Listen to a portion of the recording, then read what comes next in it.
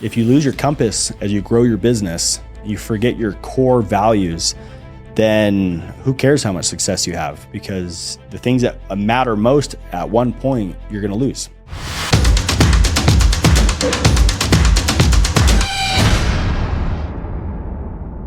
Welcome back. Happy New Year, 2025. This is so crazy that we're in a new year. It's mind-blowing. The amount of calls I've taken from you and those on Instagram asking for business plans and how to strategize and how to add door knocking. Hopefully you've watched my past videos, but if you're here today, you're trying to figure out what is the most important thing I can do for my business in January to develop momentum to go and crush it here in 2025.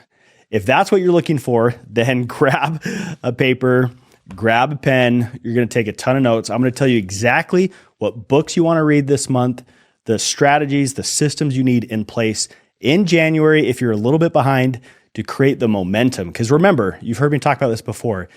Most Fortune 500 companies, they're chasing momentum and then they safeguard it.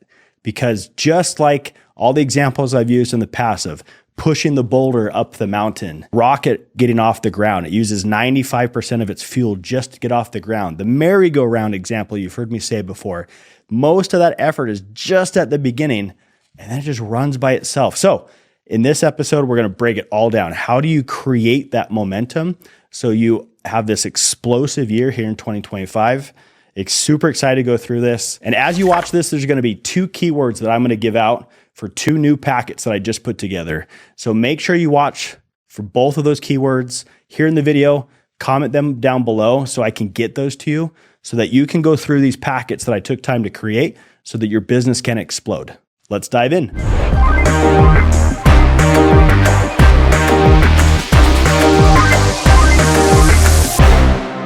So as you build your business plan, hopefully you already have that done. If you don't, go watch my previous YouTube video.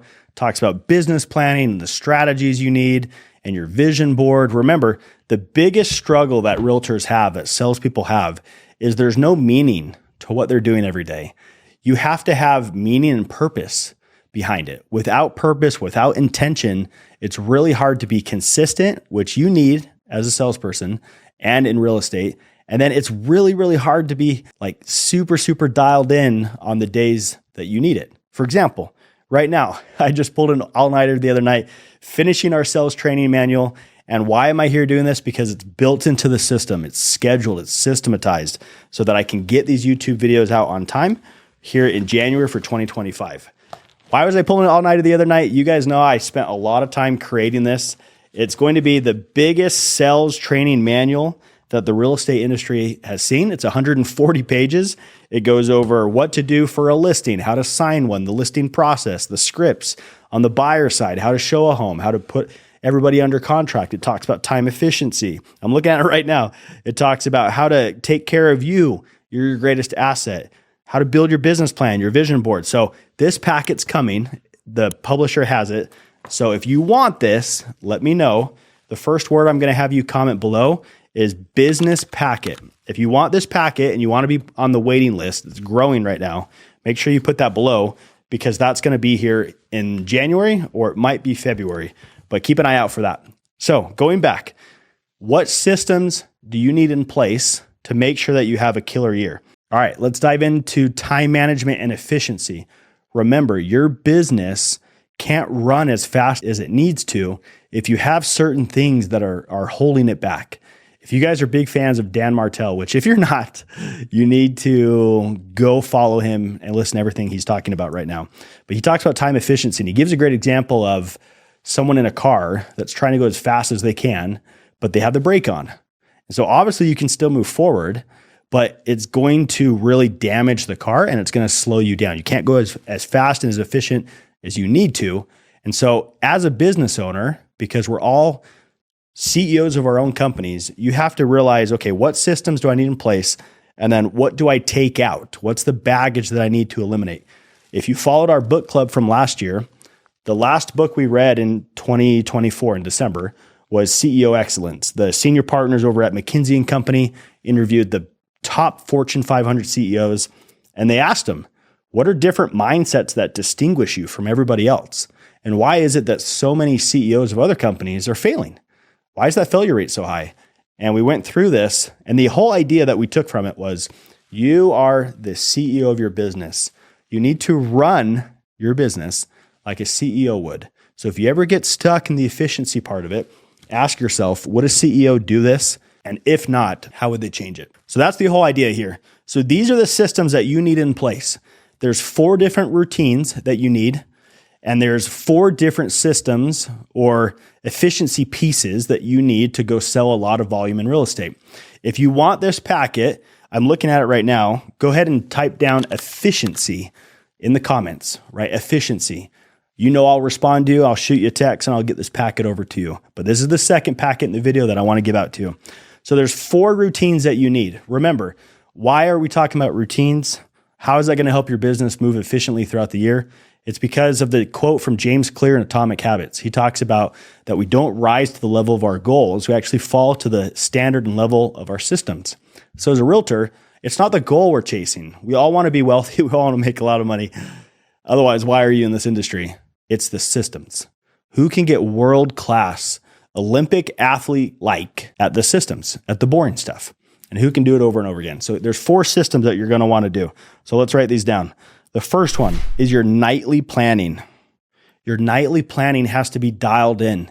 If you guys have read The Compound Effect by Darren Hardy, he talks about bookending your days. Most of your days are all over emotionally. You can't control most of the stuff that happens, but you can control the morning. You can control the night. You can bookend your day to establish a good foundation for your business.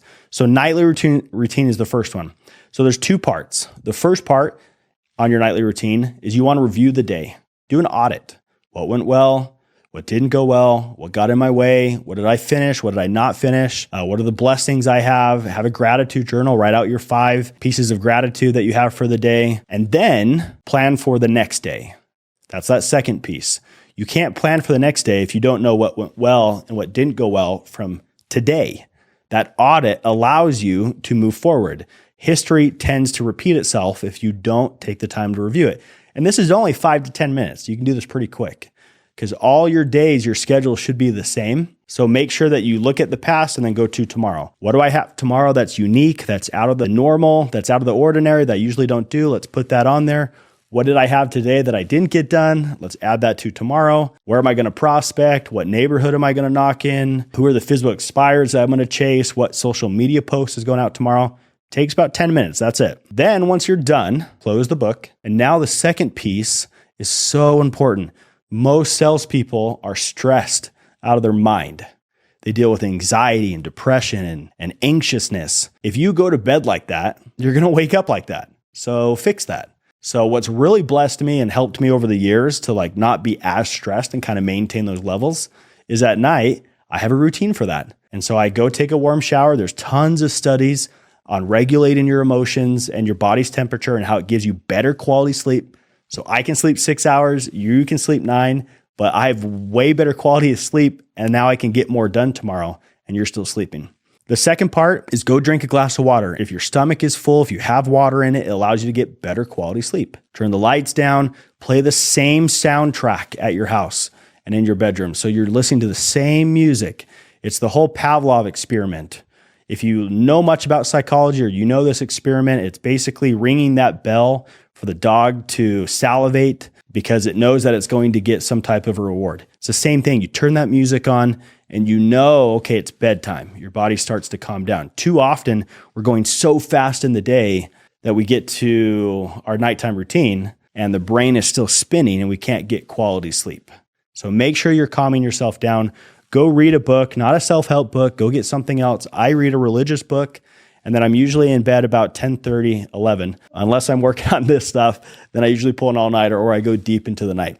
But have some type of routine to calm your nerves down, to slow down. That's your nightly routine. Let's go to morning routine. This is the second thing you want to focus on is your morning routine.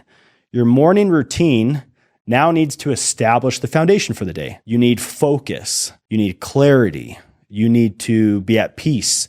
You need to know exactly what's going to happen. So a lot of you know, if you follow my channel, one of the greatest books that I'm going to recommend is right here. It's The Miracle Morning. This book is incredible. It has a savers program.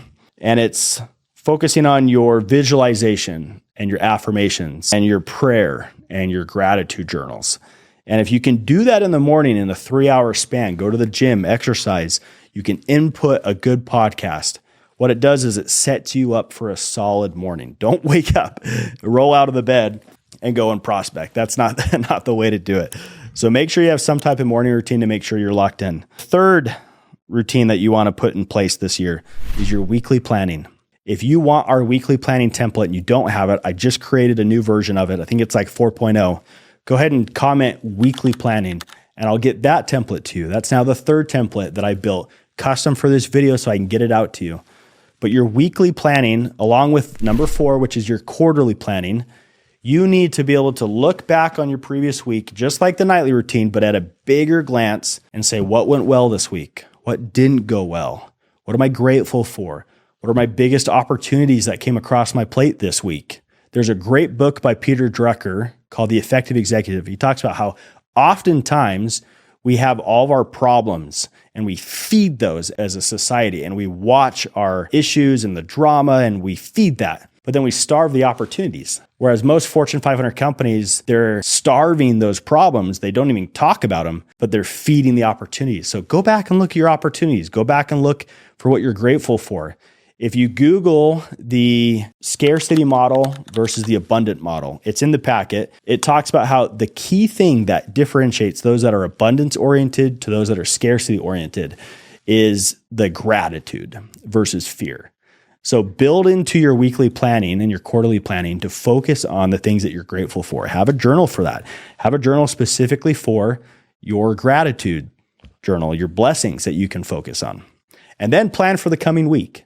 So again, the systems and the routines that you're building this year all come down to planning, to making sure that you're not too far off and that you're ahead of your pace to hit your goal. Most companies, and we read this in December when we went over the CEO excellence, and here they talk about most CEOs, they'll pay an outside company to come into their business and basically do like an analysis of where they're not efficient and where they need to cut the fat and where they can put more gas on the fire to go faster. So make sure you're doing that. Make sure you have often intervals, nighttime, morning time, weekly, quarterly, where you can sit down and make sure your business is on course to hit the goal. A lot of you have heard me give the example of the airplane analogy. If you were to take a flight out of Salt Lake City, Utah, and you were to go to New York, and that pilot is 6 inches off, you can end up all the way north in Minnesota or all the way south in Texas by 6 inches. Your business operates the same. You could be 3, 4, 5 months into the year and you're off and you don't catch it because you're not watching closely enough. And then all of a sudden it takes the rest of the year just to go back to where you got off. So don't do that. Frequently ask yourself how you can get back on track. All right, those are all the systems. Pretty simple. But just because it's simple doesn't mean it's easy. A lot of people that watch this aren't going to do this. So you have to decide for yourself before we transition to the next part. Are you going to implement those systems? If so, why?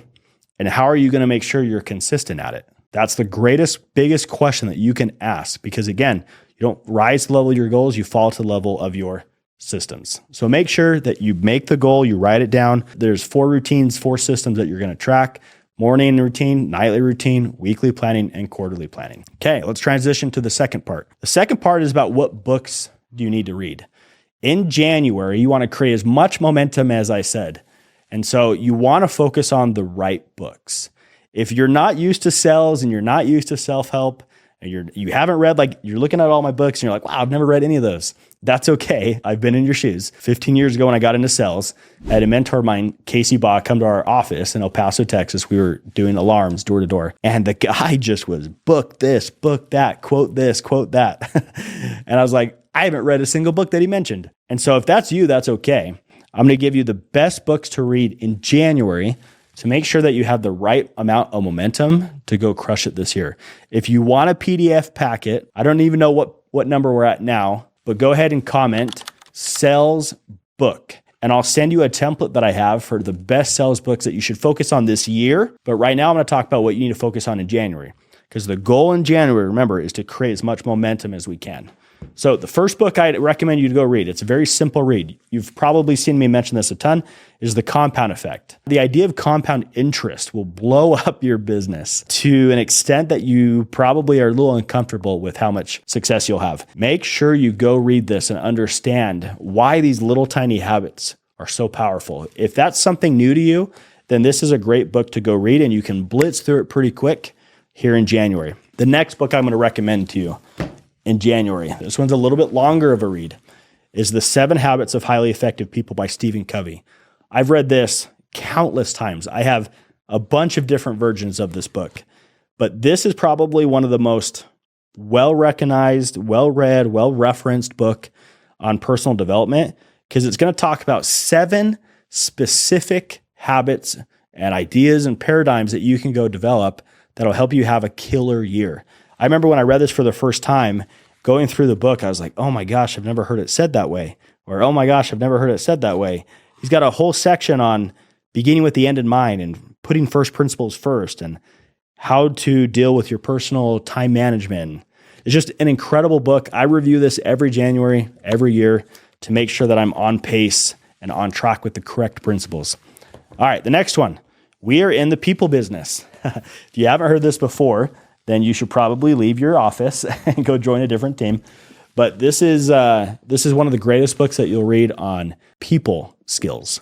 Remember that sales is simply a transfer of energy. You're going to talk to a consumer, and that energy you're going to create, that connection you're going to create, that's going to cause them to want to open up to you. It's going to cause them to want to work with you, and it's going to cause them to pay you a full commission. Too often, realtors are cutting their commissions left and right. I just talked to a guy today, for example, on our coaching call. He's going to do 200 deals this year. 200 deals. He's a killer. He's in our coaching program. He's absolutely going to crush it. He's done about 125 for the past 15 years, joined our program wanting to figure out how to add another 75. And all we had to do was fix how much commission he was getting per deal, and it'll make him another $229,000 next year by simply adding the skill of people skills so that people will pay him more. Because in sales, people will pay for what they want more for not paying for what they don't want. And they'll pay more for what they want versus what they don't want. So how to create that relationship, how to get the rapport, how to get them to pay you what your value is, this is an incredible book. So that would be my next one that I recommend. And all of these you can kind of blitz through. Maybe read one a week. There's 1, 2, 3 I just recommended. There's 2 more. So you could go 1 a week, and Compound Effect is so small, you could probably do 2 a week. The second to last one, Extreme Ownership by Jocko Willink. If you haven't read this book, this one completely, a couple things. Saved my marriage, for one, because it taught me to take ownership for things that I was causing and not causing. And it also taught me to be a better father, to own things with my kids. But holy smokes, it blew up my business the first time I read this.